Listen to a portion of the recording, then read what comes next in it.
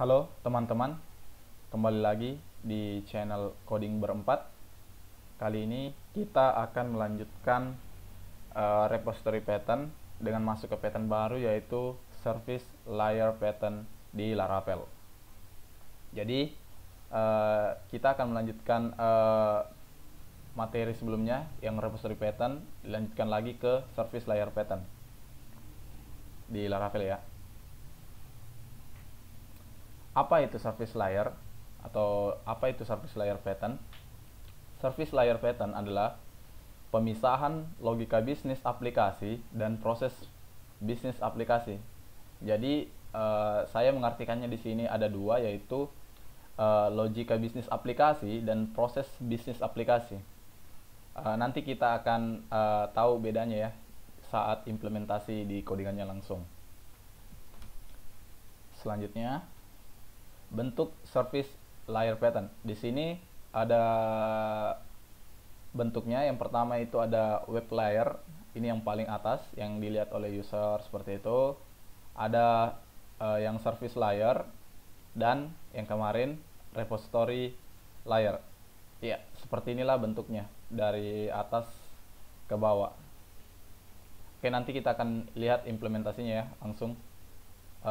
Selanjutnya, kelebihan. Adapun kelebihannya sama seperti repository pattern, yaitu kode lebih clean atau lebih bersih sesuai dengan prinsip solid principle, mudah untuk di mockup test, mudah juga untuk di mockup test, tidak tergantung antar dependensi seperti kemarin juga, mudah untuk di maintain. Ya, itulah kelebihan ketika kita menggunakan service layer pattern. Baiklah, ayo kita langsung implementasi. Let's do that. Oke, kita sudah masuk di Visual Studio Code. Kita sudah buka project Laravel kita sebelumnya yang mengenai repository pattern. Jadi kita akan melanjutkannya di sini. Kita akan melanjutkan service layer pattern di project sebelumnya. Oke, kita lihat-lihat dulu. Kemarin kita telah membuat folder bernama repository seperti ini. Kita juga sudah membuat controller dengan nama customer controller. Kita juga sudah membuat models dengan nama customer seperti ini. Oke, apa yang akan kita lakukan? Yang akan kita lakukan yaitu kita membuat folder di dalam app lagi dengan nama service. Oke, kita buat folder namanya service. Oke, kita sudah membuat folder dengan nama service. Selanjutnya kita buat class interface seperti repository pattern kemarin. Oke, kita buat namanya customer service saja ya, customer service misalkan gitu. Customer interface saja ya, customer interface service gitulah. Oke, interface service .php ya. Oke, kita buat lagi ini namespace, kita kasih namespace app service gitu. Oke, kita buat interface. Oke, seperti ini ya. Kita hapus ini. Metodenya itu kemarin itu adalah add. Kita kasih dia metode add menerima data. Oke, seperti itu. Oke,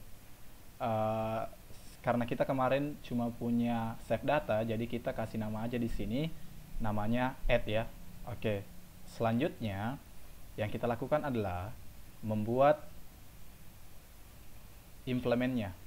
Kita membuat implementnya, kita kasih customer service implement ya, seperti .php seperti itu. Oke, PHP namespace service. Oke. Kita buat kelas customer seperti ini.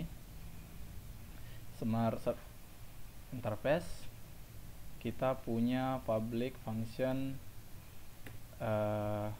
add ya. Kita punya function add, dia menerima data gitu. Oke.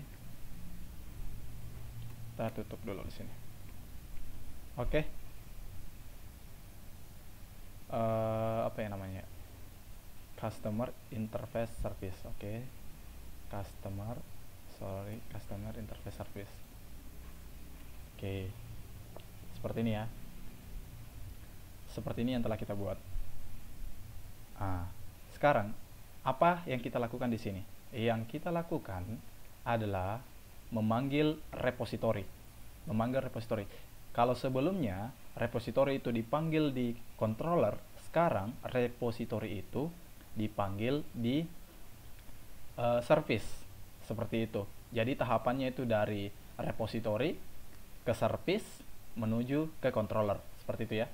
Kita buat private, jangan private aja, protected aja. Protected customer repository. Oke. Kita public function construct. Oke, seperti ini ya. Customer repository ini dari mana? Kita use app repository, customer repository. Oke. Bentar, ini ada nggak sih? Nggak ada. Dia namanya apa ya? Kalau dia repository kayaknya. Oke, seperti ini. Oke. Repository. Oke. Seperti ini. Apa yang kita lakukan? Sekarang kita tambah di add-nya, tambah data ya, namanya kita di sini. Di sini bedanya ya dengan dengan repository. Kelihatannya sama. Bedanya customer service ini sebagai penengah, dia tidak berhubungan langsung dengan database. Yang berhubungan langsung dengan data layer database-nya yaitu customer repository atau repository, sedangkan service itu sebagai jembatan penengah antara controller dengan repository, seperti itu. Oke, seperti itu. Misalkan di sini kita punya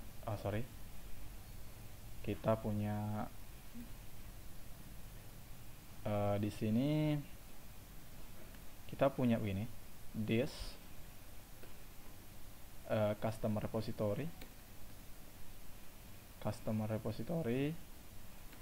dia punya metode namanya store ya kemarin. Iya, dia punya data. Oke, seperti ini. Oke, seperti ini aja sih. Seperti ini aja. Customer repository, store data. Karena kita udah punya repository-nya, kita tinggal panggil seperti ini. Selanjutnya, yang berubah itu di controllernya. Controllernya yang berhubungan langsung dengan service-nya. Oke, yang awalnya kita pakai customer repository, sekarang kita gunakan customer service. Itu ya. Customer service saja. Service dia pakai app dia pakai customer service customer service ini, dia pakai itu namanya customer service. Oke, seperti ini. Oke, ini dihapus. Oke, seperti ini ya. Ini udah nggak dipakai. Oke, sekarang di sini berubah. Yang awalnya customer repository ini kita ganti dengan customer service. dia tidak punya metode store lagi, tapi dia punya metode namanya add gitu ya. Oke, seperti ini. Udah selesai seperti ini. Jadi kenapa kita memisah antara customer repository, customer service, dan controller? Itu agar mereka punya fungsi masing-masing. Seperti ini, misalkan ini adalah proses bisnisnya. Proses bisnisnya di store ini dia cuma input aja, kayak misalkan input input nama, input alamat, input hobi ya. Itu proses bisnisnya seperti itu. Oh, udah klien, maksudnya user itu cuma taunya ya udah saya input nama, alamat, dan hobi, misalkan seperti itu. Tapi di customer service implement ini kita bisa nih, misalkan kita punya logic. Inilah perbedaannya, logic bisnisnya. Misalkan nih, misalkan ini data, misalkan data if gini ya. Kalau misalkan if, kalau ada misalkan ya, data sama dengan hobi seperti ini, hobi sama dengan misalkan J, misalkan seperti ini. Semua logika bisnisnya itu ada di sini. Baru misalkan kita rubah tuh, misalkan hobinya apa, seperti ini, hobinya apa, seperti itu. Jadi kalian tidak perlu melakukan logic di sini. Logiknya semuanya kalian taruh di service. Customer controller proses bisnisnya ya cuma input itu aja. Nanti kalau misalkan ada logic bisnisnya, makanya dikelola di service. Itulah bedanya, seperti itu. Itulah bedanya. Sekarang yang kita lakukan sekarang yaitu kita daftar dia di app lagi, seperti kemarin ya. Kita daftar dia di app config di providers ini ya, repo service provider.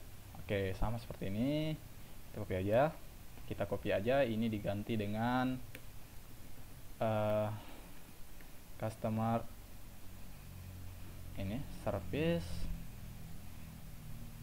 diganti dengan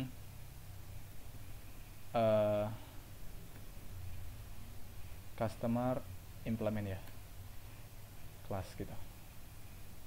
Oke, seperti ini ya. Udah selesai gitu aja. Sekarang kita coba apakah berjalan. Kita lihat dulu. Tisan serve. Oke, tes melalui Postman ya. Kita tunggu dulu sampai jalan.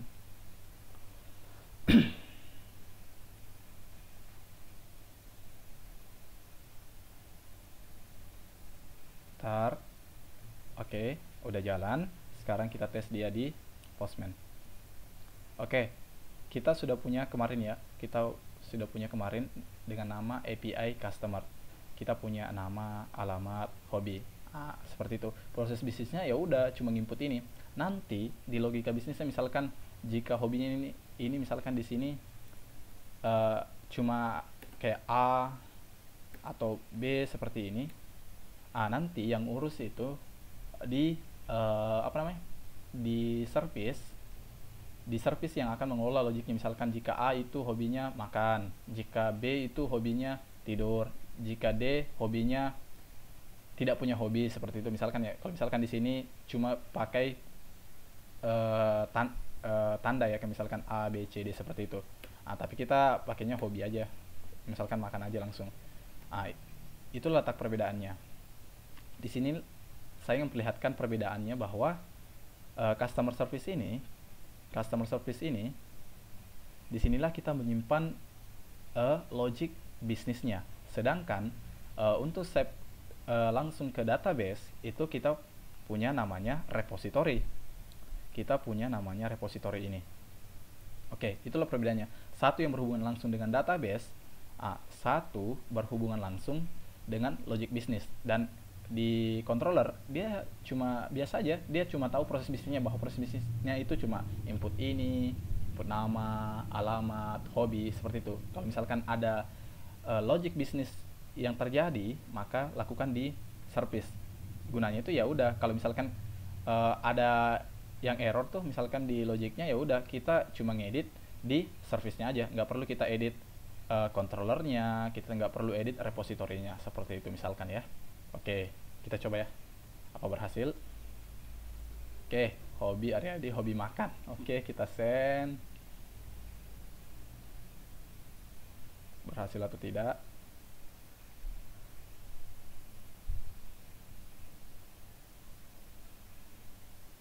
Oke, message success create customer. Oke, kita lihat di sini. Kita lihat customer. Oke, Aryadi Makassar makan. Oke, udah selesai. Itulah, walaupun mirip dengan repository ya, tapi mereka punya fungsi masing-masing.